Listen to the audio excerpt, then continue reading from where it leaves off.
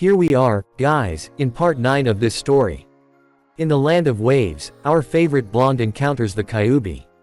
Watch the subsequent events unfold as Naruto uses the power that was sealed inside of him on the day of his birth.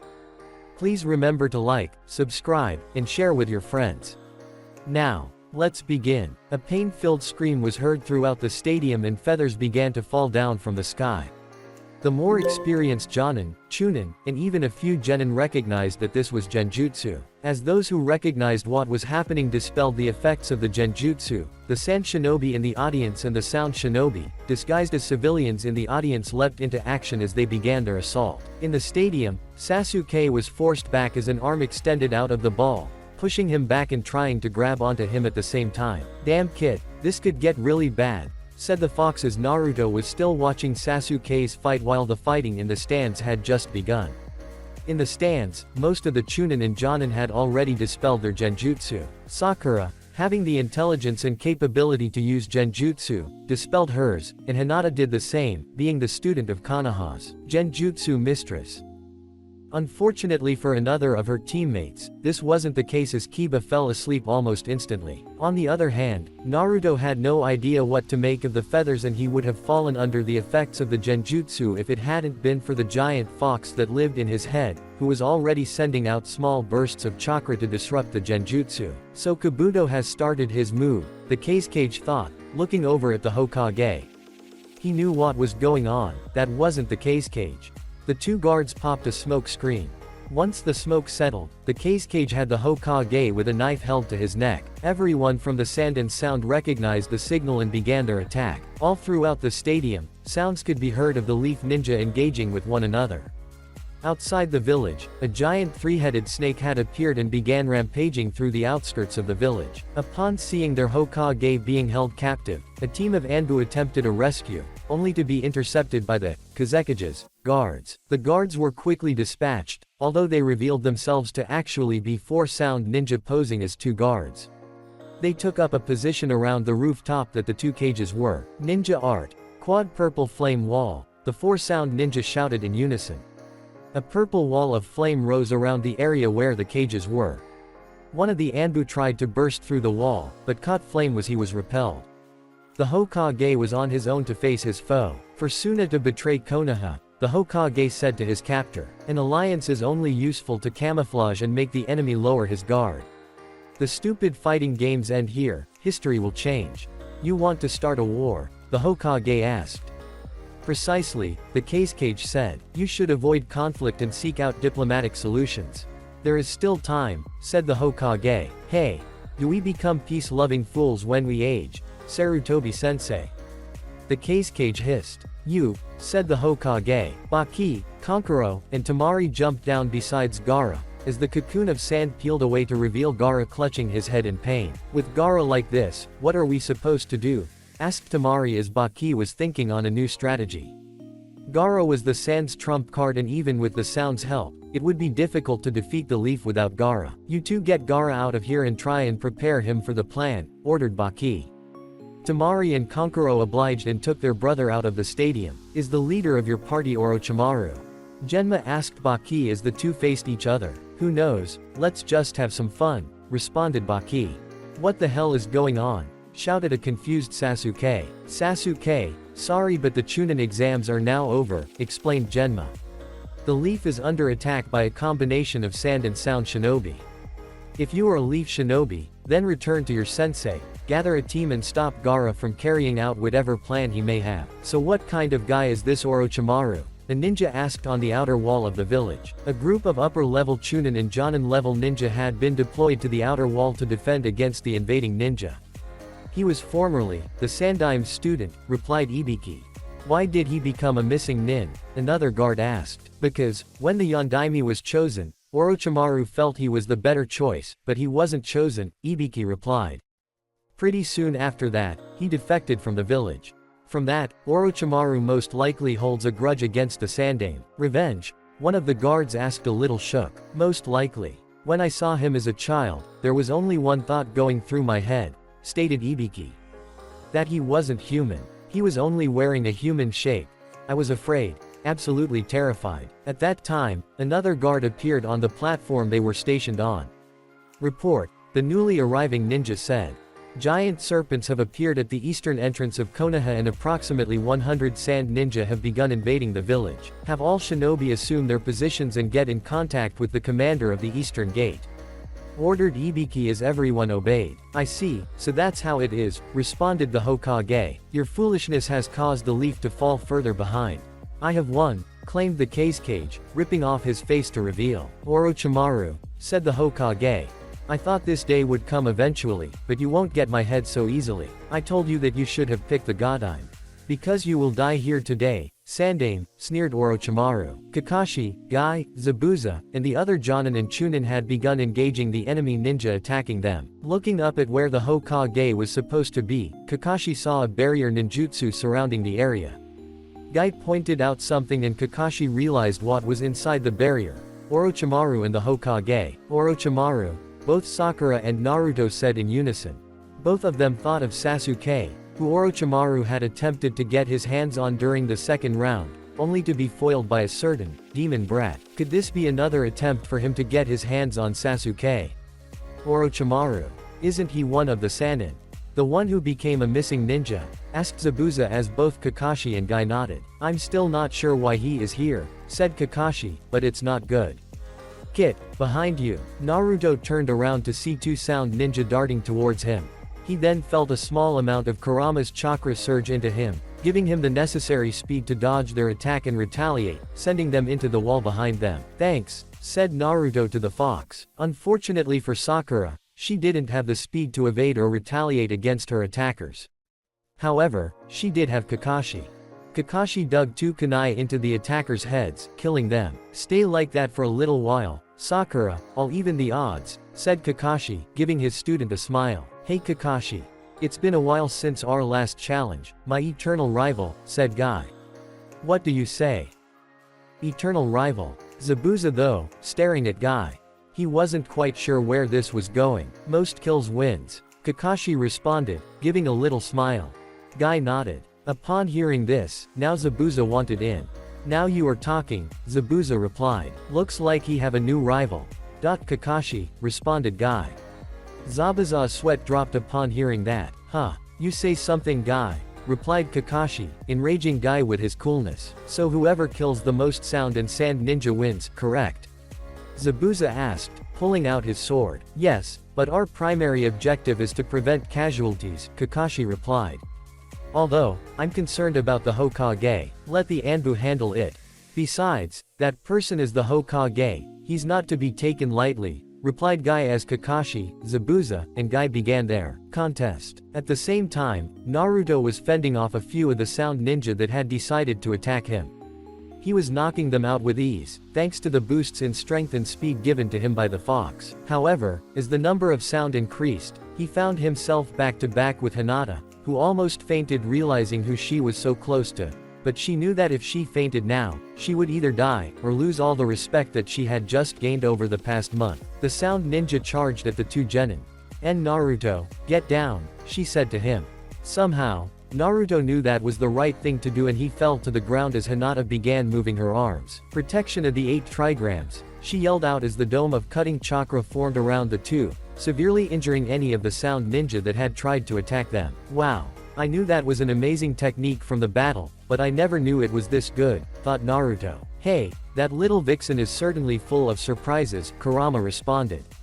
When she stopped her attack, she was panting heavily, having not fully recovered her chakra from her fight with Shino. Suddenly, about a dozen more ninja appeared in front of each of them and another dozen behind them. Naruto pulled a single shuriken out and aimed it at the sound ninja, causing them to laugh a little. They could easily handle one shuriken. Naruto threw the shuriken. Shuriken Shadow Clone Jutsu, he said, pumping a lot of chakra into the jutsu. Suddenly, the single shuriken became 50 and took the sound ninja by surprise. When all was said and done, 2 of the sound lay dead and 3 more severely injured. Out of anger, the remaining sound ninja charged at the 2 genin. Only to be stopped and killed by Zabuza. He had stepped in between them, and with a single swipe of his executioner blade, all 7 dropped to the ground, dead. Naruto was still a little shaken by the fact that he had actually killed. Zabuza turned to him. Or those your first kills, kid? He asked as Naruto could only help but nod. Kid, get over it, said Kurama, trying to snap him back. Right there, you had to kill them. If you didn't, they probably would have gotten to your little vixen and potentially killed her. Now, you wouldn't want that. Nor would you want anyone else in this village to die, right? No, I guess not, replied Naruto. And stop calling her my vixen. Then you have no choice but to kill those who are threatening those close to you, said Kurama as Naruto began to snap to that realization. If he was to protect the leaf, then he would have to kill the enemy ninja. Kurama let the vixen comment slide. He figured it was only a matter of time anyways. Just don't beat yourself up over having to kill someone. As a shinobi, you will have to kill. The sooner you realize that, the better. Trust me, you did the right thing. If you didn't kill, you and your friend could be in trouble, the former demon in the mist said, practically repeating what Kurama had said. The 12 sound ninja who were facing Hinata were ready to attack. They were a little cautious after seeing what she had done to their comrades, but attacked nonetheless. Unfortunately, with Naruto at her back, she didn't have much freedom to dodge. Gentle fist, 8 trigrams, 128 palms. Hiyashi called out, disabling all of the attackers who were attacking his daughter. Father. Hinata called out as Hiyashi ran to her. Hinata, now is not the time to try and prove something. As a leaf ninja, your primary duty is to get those who cannot protect themselves to safety, explained Hiyashi. Go with Kurenai and help to evacuate the villagers. Also, go find your sister and get her to safety as well. Yes, father, replied Hinata. She turned to Kurenai and Naruto. I'll be fine, don't worry. I've got Kakashi-sensei and Zabuza, replied Naruto, giving her his usual grin. Hinata took off with her sensei. Hinata, please be safe. I can't be losing you now that you've finally awakened, thought Hiyashi, turning his attention to the attacking sound ninja. 12 inches Kakashi said, jabbing his Reikiri through the chest of a ninja who saw the cowering Sakura and tried to attack her. 14, my eternal rival. The power of youth burns in me today, exclaimed Guy, sending a sound ninja through a stone column and down onto the arena floor below. Power of youth, Zabuza thought. He still didn't get this spandex-wearing Jonin. Is that all? I've already killed 21, so it seems we might have a new eternal rival, a Kakashi, said Guy, slamming another sound ninja into a third sound ninja. Why did I come here? Zabuza thought, sweat dropping. He was contemplating using that sword on Guy as well. Kakashi's attention then turned to Sakura. Like he said, he had evened the odds and it was a little safer for her to come out of hiding. Sakura, it was worth teaching you genjutsu, as I thought, you have a talent for it, praised Kakashi. At that time, Sasuke joined them in the stands and Haku came shortly after. Kakashi then turned to Naruto, realizing that he was in fact awake, which was weird as he had no recollection of teaching Naruto how to dispel genjutsu. Team 7 then gathered around their sensei as the fighting began to die down in the area around the stands. I have an A-rank mission for the 4 of you. A rank? Shouted a surprised and happy Naruto. Yes, what you said to me about Gaara being a Jinchuriki is not good. In fact, I have a bad feeling about it. Now, a Jinchuriki is, instructed Kakashi as he was cut off by Sasuke. We know, Sasuke said, pointing at Naruto who had a slight grin on his face as Kakashi's eyes widened. What? When? Asked Kakashi in surprise. The Forest of Death, when we encountered Orochimaru, explained Sakura. This confirmed Kakashi's suspicions about his team and their knowledge of what was inside Naruto. He would have to have a long chat with them after this was all over. Anyways, the 4 of you are to track down Gaara and stop him before anything bad happens, explained Kakashi.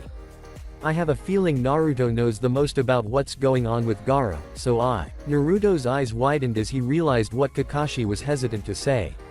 I appoint Naruto the leader for this mission, said a reluctant Kakashi. Yeah, you can count on me sensei, shouted Naruto. The 3 other members of Team 7 dropped their heads, now doubting Kakashi's judgment. However, one thing was true. When it came to demons and Jinchuriki, Naruto was the best source of knowledge they had. On their way out of the village, Team 7 noticed a few civilians cornered by about a dozen sound ninja. They could see no one else around and Naruto remembered what Kurama said about protecting the people of this village. The four of them made a quick detour as three of the sound ninja charged at the unprotected civilians, intending to kill. The woman closest to the sound ninja feared this would be it for her, until the sound ninja fell to her feet, dead. Looking up to see her savior, she didn't expect what she had seen. The one she had referred to as the demon brat, and hated as a result, had been the one to come to her rescue. Team 7 had now engaged the rest of the sound ninja, who did not have time to react as Sakura trapped them in a genjutsu long enough for Sasuke, Naruto, and Hakuto ready for an attack to take them down. A few seconds later, and all 12 sound ninja lay dead. You're, the woman stuttered, pointing at Naruto. Yeah, I know. I'm the demon brat, said Naruto, finishing her sentence. No, you saved me, she exclaimed as the rest of Team 7 took off in the direction of Gaara. Was he really that bad? All she could think about was whether or not he really was a demon child. Everyone else in the group of civilians were thinking the same thing. He had helped save them. A demon child wouldn't do that, but he did. Receiving information from Kurama about the Ikibi, it became blatantly obvious that their intention was to unleash the Shukaku on Konoha. The team quickly agreed that could not happen. In another section of Konoha, Hinata had found herself up against a squad of sand ninja. She was separated from Kurenai when they split to survey the area. Two of the sand ninja attacked and Hinata was busy parrying or evading their attacks. However, she was too busy dealing with them, and was unable to deal with the barrage of kunai coming at her from the other two sand ninja who had stayed back. Kaden, shouted Neji, blocking the incoming attack. Neji Nisan, said Hinata, surprised by her cousin's sudden appearance and him actually defending her. Hinata-sama, said Neji. This also surprised Hinata as there was no resentment in his use of an honorific associated with her name. I have learned a few very important things in the past hour and I want to say that I am truly sorry for how I have treated you, but now is not the time for such apologies. We must show these traitors why the Hyuga is the strongest clan in the Leaf. Hinata was uplifted by Neji's sudden turning. The two took their stances as the four Suna ninjas surrounded them. Hinata-sama, are you versed in the 8 trigrams? Asked Neji. Yes, I can do the first 32 strikes, but I'm still not comfortable on the next 32, explained Hinata. Well, then just try your best, he encouraged. Gentle fist. 8 trigrams, 64 palms, the two of them declared in unison as they proceeded to attack their opponents. Seconds later, the sand ninja crumpled to the ground as channeling chakra through their bodies was now almost impossible. Neji noticed something about Hinata there. It wasn't so much during the first 32 strikes, although it was present, but during the last 32 strikes that he noticed something was off. It was almost as if she was forcing it upon herself rather than letting the attack come naturally to her. With the stadium secure, Kakashi remained behind to fend off any remaining enemies and to aid Genma with the coming battle between him, Baki, and the cloaked figure that had just arrived next to Baki. For Guy and Zabuza, they realized that their abilities were needed elsewhere as a few waves of sound and sand shinobi had begun to invade the village from the outside, increasing the number of enemies inside the village. One of the most problematic opponents for the Leaf Ninja was the giant snake making its way through the village. Ninpu, Watchtower Demolisher Jutsu. A giant toad came crashing down on top of the snake, killing it. On top of the toad stood Jiraiya. Long time no see, Ibiki, he said. Jiraiya-sama, called Ibiki. The other guards were both shocked and relieved that another of the Sannin had joined the battle, but on their side. Little chickadees. Jiraiya began to chant. Open them small eyes of yours, as wide as you can and take a really good look. Blessed be. It's the Twilight Zone Flight of Rampage, by Jiraiya, the alien sage ninja. A few people's sweat dropped after Jiraiya's self-introduction. Where's the Sandaime? He asked. On top of that building, with Orochimaru, said Ibiki. Don't be dying on me now, old man, thought Jiraiya. Team 7 had successfully left the village and was in pursuit of the 3 sand ninja, who intended to unleash the Shukaku upon Konoha. As Gaara was injured, the 3 of them were moving at a much slower pace than normal and it wasn't long until they sensed their pursuers. Knowing that they had to get Gaara in position before the demon began to take over, Kankuro made the necessary sacrifice and fell behind to slow down the pursuing Leaf Ninja. As Team 7 was making their way through the forest outside the village, they found themselves under attack by a barrage of needles. Thanks to Haku's quick reactions, the needles bounced off a blockade of ice, leaving the team unharmed. Naruto, I can handle him. This will let the 3 of you continue on to Gaara, suggested Haku, waiting for the leader's call. Fine. Just catch up with us later, Haku, determined Naruto, as the rest of the team continued on. Kankuro tried to stop them, but another shield of ice allowed Naruto, Sasuke, and Sakura to get away. Naruto had explained to the team that as the Aikibi got free, then that thing would destroy most of Konoha itself before the leaf could mount any sort of response. With the leaf already under siege, repelling both Orochimaru's forces and a demon would be near impossible. Their only hope was to get to Gaara before H fully unleashed the demon. Haku was now facing Kankuro, doing what he felt he must in order for his friends to get through and stop Gaara. Kankuro released the puppet from his back and sent it towards Haku with a poisoned blade at the ready. Haku easily blocked the assault, forming an ice mirror in front of him. Realizing that the ice was too thick to break through, Kankuro had his puppet move around the mirror. As it did, Haku did not move and the puppet's blade impaled Haku, only for him to burst into a puddle of water, soaking the puppet in the meantime. Haku made a quick hand seal and the puppet began to crack apart as the expansion of the water that had seeped inside the puppet forces the puppet into pieces. Kankuro swore under his breath as Haku had gotten past his puppet. However, Kankuro had a second puppet that Haku had forgotten about from the preliminary exams. Coming from behind an unsuspecting Haku, Kankuro's second puppet opened its chest cavity and grabbed Haku, trapping him inside. Normally, Kankuro would use his first puppet's blades to stab the inside of the puppet, but Haku had reduced that puppet to nothing but scrap. He then decided to use a poison gas ball that he had installed to poison Haku inside the cavity. Hyoten, destruction ice spears, called out Haku as large ice spears shot out from Kankuro's puppet, ripping it to shreds and freeing Haku. Haku was panting as that last attack did require a large amount of chakra to use, but now Kankuro was puppetless. Hyoten, ice prison. As he unleashed his next jutsu, Kankuro found himself becoming encased in ice. Haku had pretty much bested him. Temari and Gaara were hurrying as best as they could to get into a position where they could unleash the Shukaku upon Konoha, but give their troops enough of a warning so that they wouldn't be killed as well. As such, they had planned to go around Konoha, to the top of the plateau that the Hokage monument was carved into, and they would unleash the Shukaku there, effectively sandwiching Konoha's forces between the sound forces and the Shukaku. However, because of the activity of the Leaf's patrols, scouting the area for any additional enemies that may approach the village, the two of them were forced to take a wide detour away from the village and around to the back. As a result, the team that had been sent to intercept them was rapidly approaching and Kankuro had failed to slow them down. What made it worse was that the demon inside Gaara was beginning to force its way out. Gaara finally got to the point where he could no longer proceed as the mental anguish had become too much, and he begged for Temari to get away before it was too late. It was at this time that Team 7 showed up.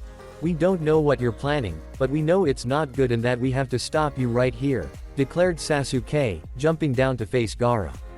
Gaara bent over in pain as the demon began to emerge, partially transforming his arm and half of his head in the process. Inside Naruto, Kurama was warning him that Gaara's transformation had already begun and that they needed to do something quick. Temari had retreated to a tree about 100 meters away from where Gaara was.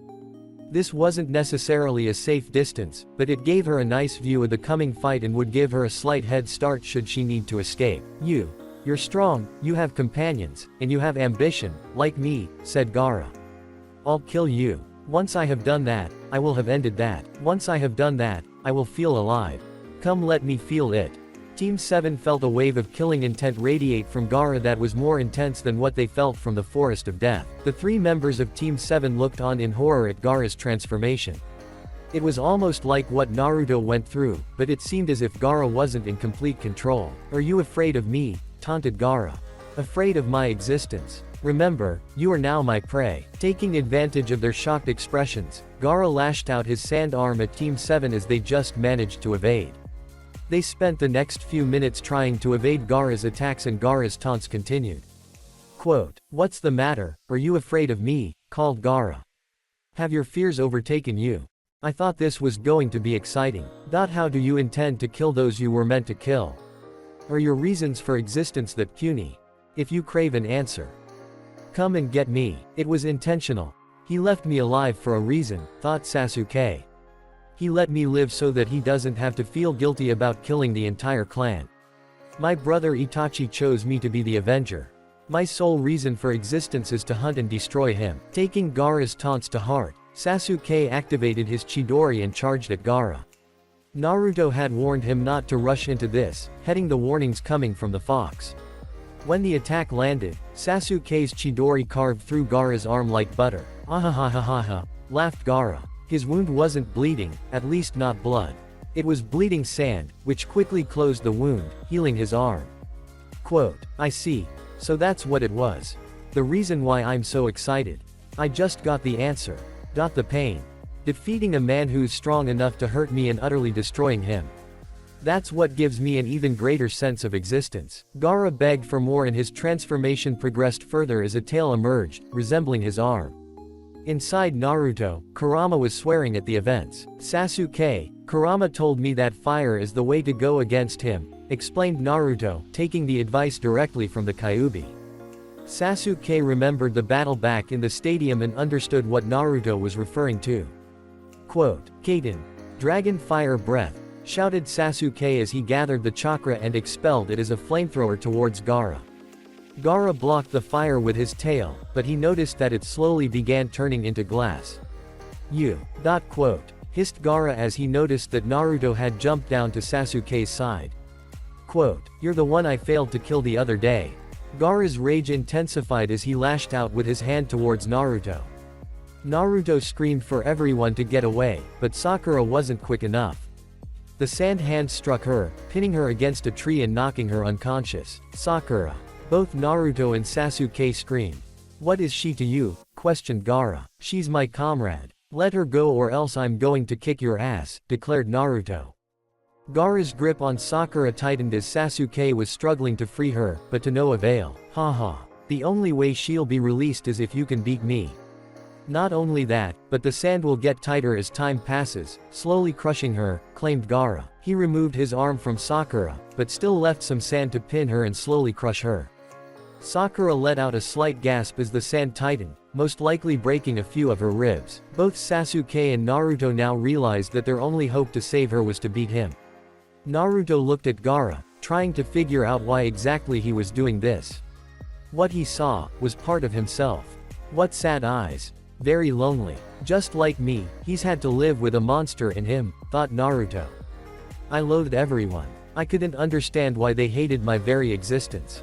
When I learned the Kyuubi was inside me I felt terrible, it was so painful. But, then I met Iruka-sensei, Sakura, Sasuke, Kakashi, Sensei, Hinata, everyone, and even you Kurama. Despite all the pain we've gone through from the villagers, you and I accepted each other and I consider you a friend. You could be just like the Shukaku, manipulating me and trying to escape and destroy everything, yet you decided to help me. What's the matter, afraid of me, taunted Gaara. To fight for yourself or to fight for others? Just love yourself, fight only for your sake. Come on, fight me, show me your power. Naruto and Sasuke looked at each other. This fight was going to require all of their power. Fine, if you want to see my power, here, shouted Naruto. Sasuke knew what was coming as a demonic chakra began to wisp around Naruto, forming into a fox-like chakra cloak.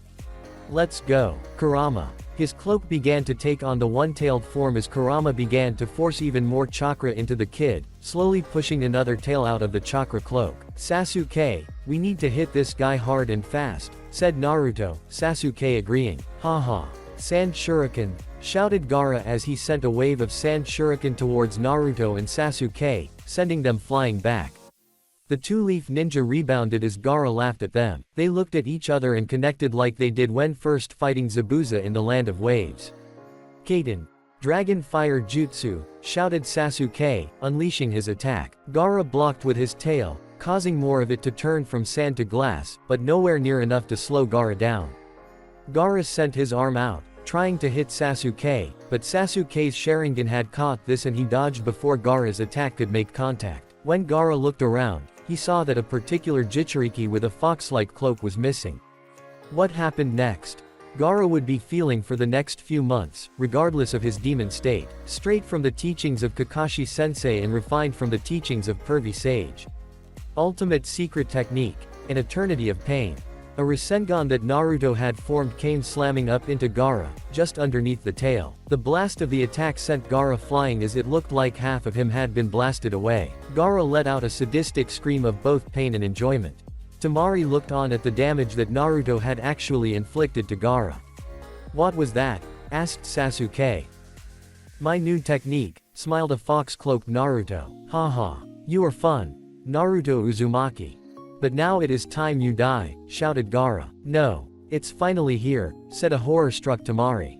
Suddenly, a giant figure began to rise above the forest. The true form of the Shukaku had appeared. Damn. No matter how you look at it, this is bad. Shouted Kurama. I know that. Any way you can channel more chakra to me, replied Naruto. No, at least not without the risk of destroying yourself. This is the most I can give you right now. However, the transformation is not fully complete. We can still stop him, but we need that giant toad that I told you about, explained Kurama. Sand began to rise up around Sasuke and Naruto as Gaara prepared to make his final move. Kit, channel an entire tail worth of my chakra into this summoning jutsu and hope for the best, advised Kurama. Ino, Tori, Suru, Hitsuji, Naruto chanted, going through the hand seals. Now die. Desert coffin. Gaara called out. To think I was forced to use this form. No, I will protect my friends, shouted Naruto. Summoning jutsu. Who are you? Where's Jiraiya? Asked the giant toad. Hehe, it worked, thought an exuberant Naruto. Sasuke just stared in awe as he also realized that they were atop a giant toad. The cloak surrounding Naruto had now been reduced to an aura of demonic chakra surrounding him. How? Said Sasuke at a loss of words. Jiraiya. You mean that pervert of a sage? Asked Naruto to the giant toad. Yeah, him. I thought I told him not to summon me, complained the big toad. Well, you see, I kind of summoned you, replied Naruto. The giant toad just laughed. You expect me to think that a little brat like you summoned me? Gamabunta, the toad boss, said Gamabunta. Yeah, well you see I heard about your powers from a friend of mine and I thought you could help me out with that, said Naruto, pointing at the giant badger. That's the Shukaku of the sands, grumbled Gamabunta. Naruto Uzumaki, who the hell is he? He amuses me to no end, thought Gaara. Naruto, how did you? Asked Sasuke. It's a summoning contract that pervy sage let me sign a month ago, replied Naruto. So this is the power of a summoning contract. I have to get one, thought Sasuke, his desire for power kicking in slightly. Thought the chief toad, taking a smoke from his pipe. I'll help you this once, punk, but that's it. And tell that Jiraiya that we need to talk the next time you see him. He then drew his sword and faced the Shukaku Gaara. Hold on tight. With that, Gamabunta leapt at Gaara. With a strong swing of his sword, he cleaved the arm of the Shukaku, losing his sword in the process. Hey boss. Watch over there. Sakura is over there, said Naruto, pointing to the area they once were. We have to defeat him or we can't save Sakura. You're fun, Naruto Uzumaki, exclaimed Gaara. What's that? Naruto said, noticing something arise on the Shukaku's head. So that's the medium, said Gamabunta. The medium was Gaara, emerging from the demon's head. Thank you for entertaining me. Now I'll show you the true power of the demon of the desert, said the medium. That medium shows the signs of insomnia from being possessed by the Shukaku. Take a look at those bags under his eyes. I could give him competition, explained Gamabunta. Those possessed by the badger demon become such that they can't even have a single night of decent sleep. It's because of the terror. If they sleep, their personality is eaten away by the Shukaku, until it completely disappears. Now you see why that damn raccoon drives everyone insane, said Kurama, causing Naruto to let out a slight laugh. Because the medium suffers from a lack of sleep, their personality is unstable. However, while that medium is awake, the Shukaku's true powers are suppressed. But if that medium were to fall asleep, Gamabunta explained. Ninpu, spell of the fake sleep, the medium called out, falling asleep. I'm finally out. And here's someone I wanna kill right now. Ooh, and then there's a village over there just waiting for me, the Shukaku said. What the? Said Jiraiya as he looked over to see two rather large and distant figures engage one another. Taking out his spyglass, he saw that they were Gamabunta and the Shukaku. That's the... But wait, did Naruto actually manage to summon Gamabunta? Fearing for what was going down, Jiraiya made his way towards the Battle of Giants. Around the village, the civilian population had finally been evacuated and the Leaf could now retaliate at full force. At the memorial stone, On the outskirts of the village, Yugao, and Anbu with long purple hair bowed before the stone as her squad departed to join the battle. Inside the village, Hiyashi had come into contact with over a dozen sound shinobi who all darted towards him. He easily repelled them using a kaiden that was much stronger than Neji's. "Do not forget that the Hokage is the strongest in the leaf," he declared. "Ninpu. Multi-sized jutsu." Chusa shouted as he expanded to roughly the size of the giant toad that Jiraiya had dropped on the snakes earlier. He began attacking enemies left and right and there was nothing they could do about the giant. "My body," Asuna Shinobi called out, not being able to move. He had been caught by the shadow arts of Shikaku, Shikamaru's father.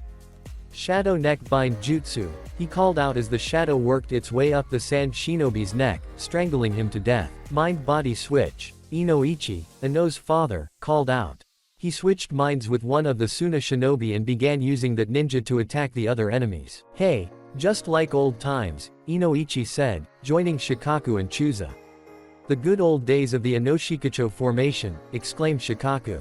The Leaf's legendary Inoshikacho formation was back together. As for Zabuza and Guy, they were now on the full offensive with the current count at 49 for Guy, 53 for Zabuza, and 42 for Kakashi, who was back at the stadium, now aiding Genma with his battle against Baki and the. Needless to say, Kakashi wasn't going to be getting many more kills in their competition. "Fudden. Wind bomb," called the Shukaku, slamming its hand into its stomach and unleashing a few massive bullets of wind. "We're gonna jump," warned Gamabunta as he dodged the attack. "Sweeten. Water cannonball." Gamabunta launched his water bullets to counter the remaining air bullets of the Shukaku. The two attacks collided in midair. However, one of the Shukaku's bullets remained unblocked and clocked Gamabunta square in the chin. "Haha. I killed it. I killed it," screamed the Shukaku. However, Gamabunta was not dead as he got back up to his feet. "That hurt, you overgrown badger," shouted Gamabunta. "Kid, even I can't take too many hits from that. We've gotta wake up that medium." "How?" asked Naruto. "I don't know. We've got to get close enough to it or slow it down somehow," said Gamabunta. "If I could just increase the power of my fire, that might work," said Sasuke. "Hey duck-haired punk, that's not a bad idea. I've got oil that can help if you have fire," said Gamabunta, realizing what Sasuke was planning. Quote, "Duck-haired punk," said an obviously irritated Sasuke. Kurama had failed in doing everything he could to keep himself from laughing. Sasuke shrugged it off, knowing that arguing with a giant toad was not at the top of his list of priorities. "Now for you, orange punk. When the Shukakao cools, you need to get in there and wake that medium," explained Gamabunta as Sasuke prepared for his fire attack. "Just let me know when, duckhead." Sasuke gave a little signal and Gamabunta unleashed his oil. "Kaiden. Dragon fire breath," shouted Sasuke as he ignited the oil, which sailed towards the Shukaku. The demon badger was engulfed in a massive inferno. By the time the smoke cleared, the Shukaku was almost completely encased in a glass shell. "Haha, take that you dumb badger." Kurama couldn't help but laugh at the Aikibi. Gamabunta charged forward for Naruto to go and attack the medium directly. Sasuke was having trouble barely hanging on as he had used up almost all of his chakra with that last fire jutsu, trying to make it as powerful as he could. When Gamabunta met the Shukaku, some of the glass chipped away, but Naruto was able to get off to deliver those blows. Unfortunately, some of the sand surrounding Gaara had peeled away and some sand was able to wrap up Naruto. Kurama gave the boy one last burst of his chakra and lunged his head forward towards the medium. "Wake up!" Naruto shouted as he head-butted the medium, forcing it to wake. As he did, the Shukaku crumbled. Naruto and Gaara were falling, only for the chief toad to catch them before returning home with his son. "After all this, I feel tired and empty," said Naruto. The two were facing each atop opposing trees.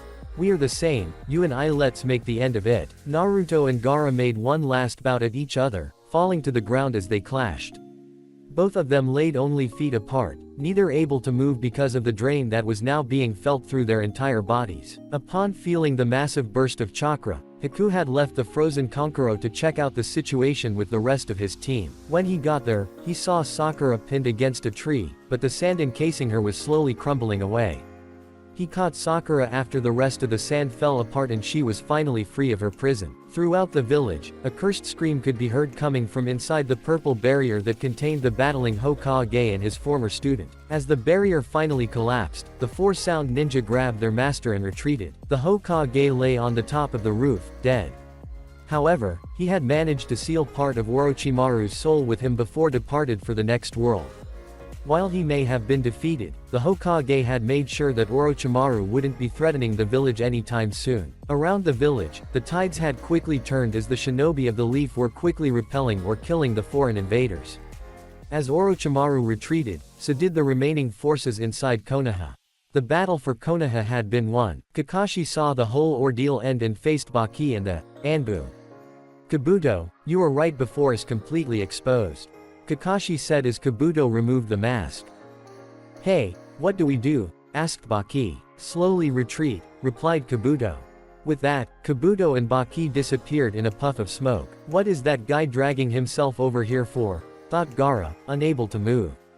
Naruto was slowly inching his way closer and closer. My existence won't be put out. It won't be put out. Will I be saved? Called out Gaara. This guy. He wants to destroy because of what happened in the past. So for what reason do I exist? I thought I was like him. No, not quite like him.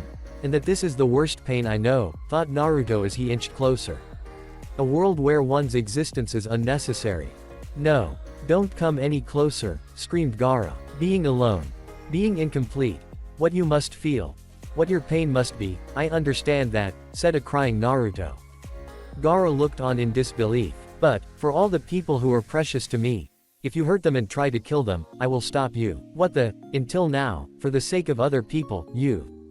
Gaara said, because they rescued me from the hell of being alone. They acknowledged my existence. That's why they are important to me, explained Naruto. Thoughts of his past, the one person Gaara used to see as precious, circulated throughout Gaara's mind. What made this kid so strong? Love. Sasuke jumped down to Naruto's side just as Temari and Kankuro did the same. That's enough. Sakura's been saved, explained Sasuke, having made his way to the ground. Is that so? Naruto smiled. Temari and Kankuro prepared for a battle, but were stopped by Gaara. They were shocked, seeing Gaara in this state, completely exhausted. Sasuke picked up his teammate and Temari and Kankuro, who was now suffering from a more severe case of frostburn that Yugito had after her match against Haku, did the same with their brother, heading off back to their respective villages. Haku came up to them, carrying an unconscious Sakura on his back. Shortly after, Jiraiya showed up on the site to see Team 7 recovering from their victory. Sasuke recalled the battle and Naruto added that Gamabunta wanted to talk to Jiraiya. This was almost as bad as the death of his teacher. A few days later, a funeral was held for those who had fallen in the line of duty to defend the village. Amongst the most honored individuals was Hiruzen Sarutobi, the Sandaime Hokage, who fell to Orochimaru, but not before sealing his arms away and rendering Orochimaru's jutsus useless. It was a sad day, as the sky was gray and the heavens cried for the dead. The one who was probably taking it the hardest was Konohamaru, the Sandaime's grandson. The funeral was hard for both Iruka and Naruto as well, with the Hokage being almost like a grandfather to them as well. At the hero's stone was Kakashi.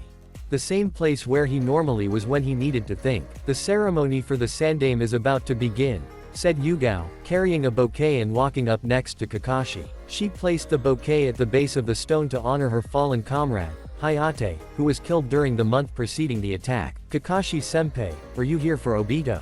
You're always late for examinations, is it for some reason? Actually, I was here rather early, said a down Kakashi.